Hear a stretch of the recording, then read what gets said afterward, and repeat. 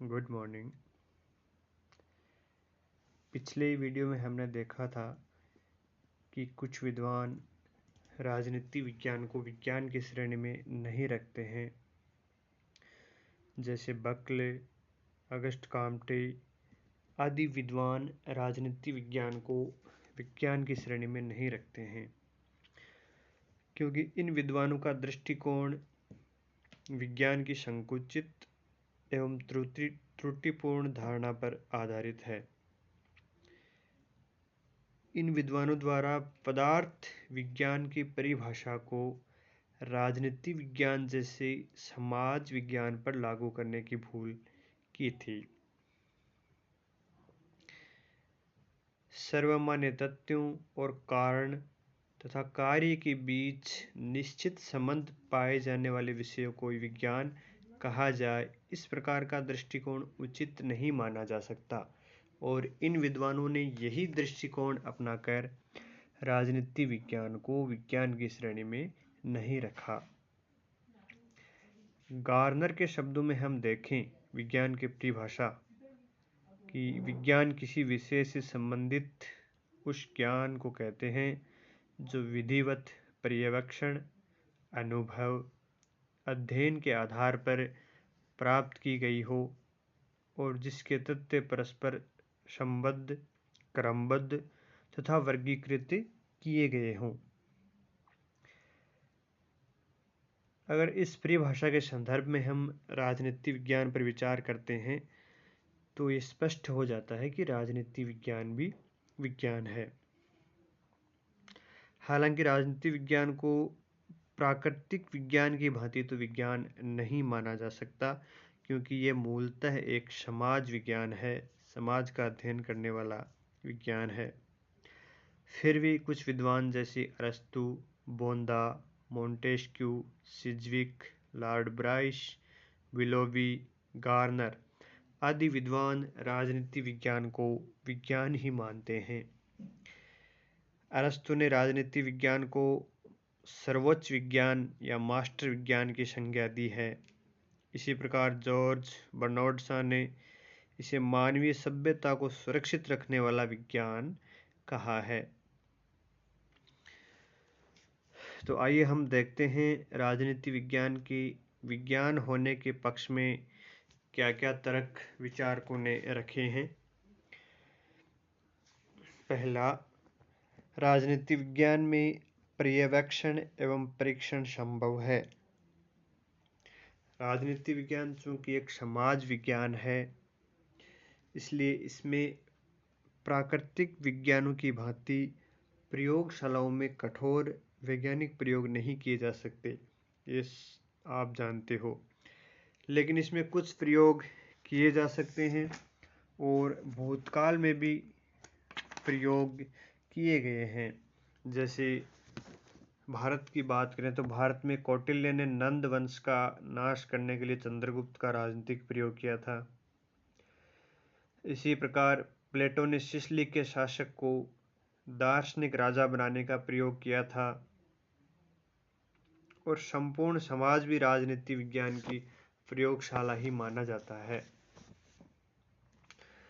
सरकार के द्वारा प्रत्येक नीति, प्रत्येक कानून, संविधान संशोधन, सरकार परिवर्तन आदि अपने आप में राजनीतिक प्रयोग ही माने जाते हैं।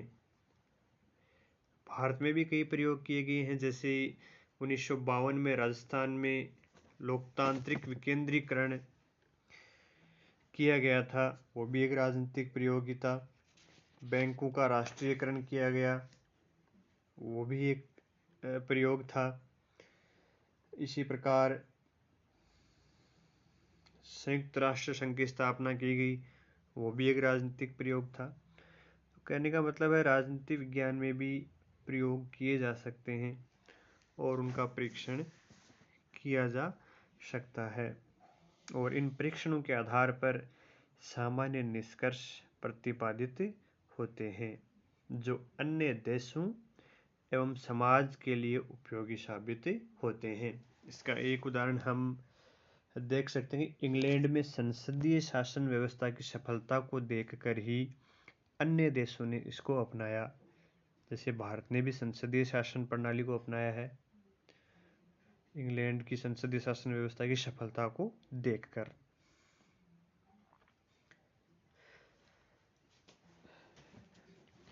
दूसरा तर्क देखते हैं, वैज्ञानिक पद्धति का प्रयोग। आप जानते हो विज्ञान का निर्धारण अध्ययन पद्धति के आधार पर किया जाता है, न कि उसकी विषय वस्तु से। किसी विषय की विज्ञान होने के लिए उसका अध्ययन वैज्ञानिक पद्धति से होना आवश्यक है। अतः किसी भी विषय को उस सीमा तक विज्ञान माना जा सकता है जिस सीमा तक उस विषय का अध्ययन वैज्ञानिक पद्धति से किया जाता है। राजनीति विज्ञान में भी आनुभविक, तथ्यात्मक पर्यवेक्षण, तुलनात्मक अध्ययन आदि की सहायता ली जाती है और अध्ययन को वस्तुनिष्ठ बनाने का प्रयत्न किया जाता है और आनुभविक अध्ययनों का प्रयोग किया जाता है और वैज्ञानिक पद्धति के माध्यम से निष्कर्ष निकाले जाते हैं।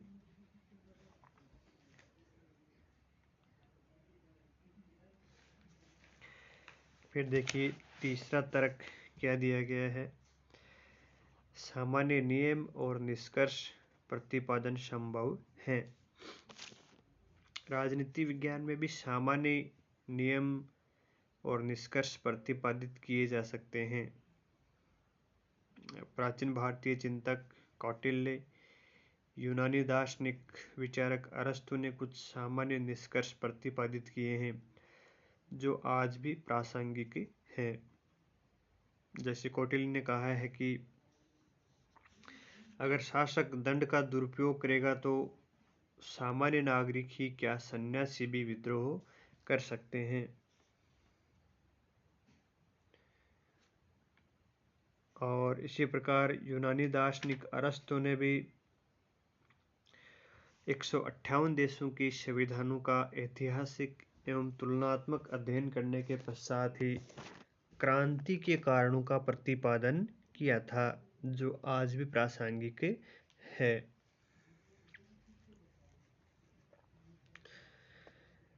और कुछ अन्य निष्कर्ष भी राजनीति विज्ञान में प्रतिपादित किए गए हैं, जैसे लोकतांत्रिक शासन सर्वोत्तम शासन पद्धति है,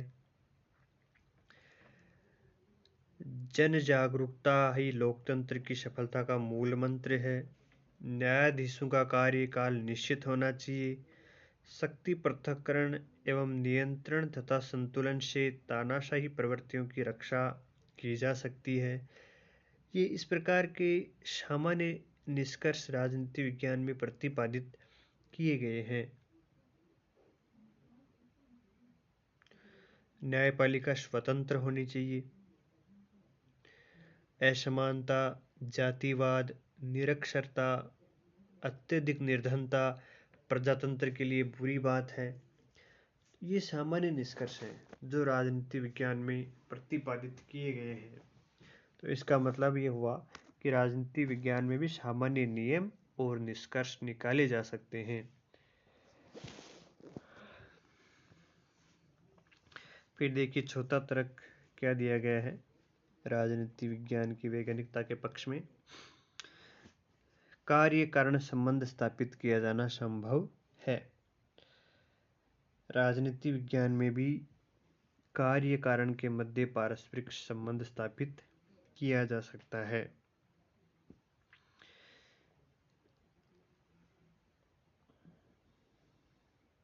हालांकि जिस प्रकार के कार्य कारण संबंध प्राकृतिक विज्ञानों में स्थापित किए जाते हैं उस तरह के कार्य कारण हालांकि इसमें स्थापित नहीं किए जा सकते, लेकिन फिर भी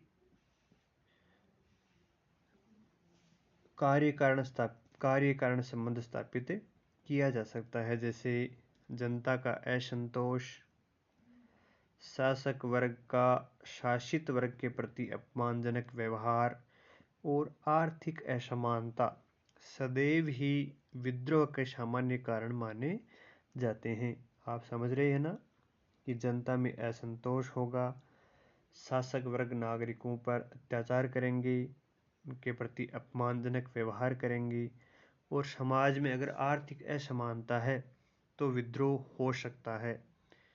तो विद्रोह का ये सामान्य कारण माना जाता है कि समाज में अगर आर्थिक असमानता होगी, लोगों के साथ अपमानजनक व्यवहार किया जाएगा, तो विद्रोह हो सकता है, क्रांति हो सकती है।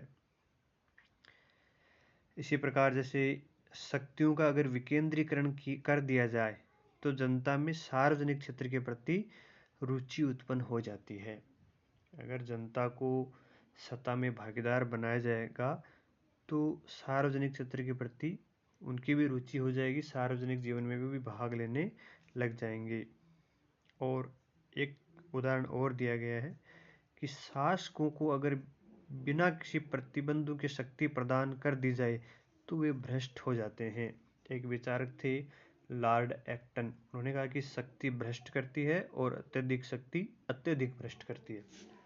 कहने का मतलब यह है कि राजनीति विज्ञान में भी कार्य और कारण में पारस्परिक संबंध स्थापित किया जा सकता है।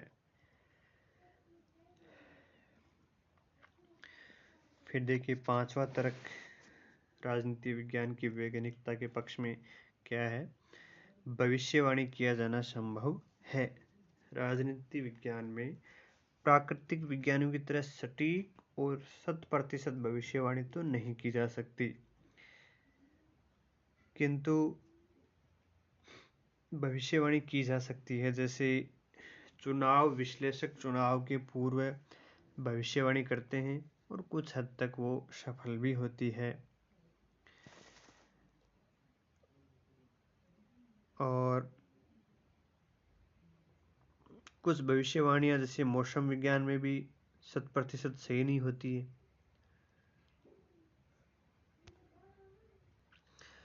तो इस बात को हम भविष्यवाणी के आधार पर ये नहीं कह सकते कि भविष्यवाणी अगर संभव नहीं है तो वो विज्ञान नहीं है। इसके लिए हमने मौसम विज्ञान का उदाहरण देखा है, उनकी भविष्यवाणियां भी कई बार गलत साबित हो जाती हैं।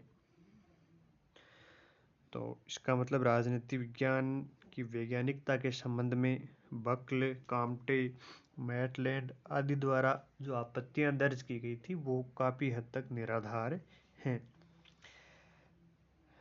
पदार्थ विज्ञान से आधारभूत अंतर होने पर भी राजनीति विज्ञान एक विज्ञान ही है। और राजनीति विज्ञान पूर्णतया निश्चित विज्ञान तो नहीं है, लेकिन अनिश्चित विज्ञानों की श्रेणी में इसको रखा जा सकता है। अनिश्चित विज्ञान इसको क्यों कहा जाता है? क्योंकि इसका संबंध सामाजिक और राजनीतिक जीवन की जटिलताओं से होता है। और राजनीति विज्ञान का संबंध मनुष्य के विवेकशील और परिवर्तनशील स्वभाव से होता है, इसलिए इसको अनिश्चित विज्ञान की श्रेणी में रखा जाता है।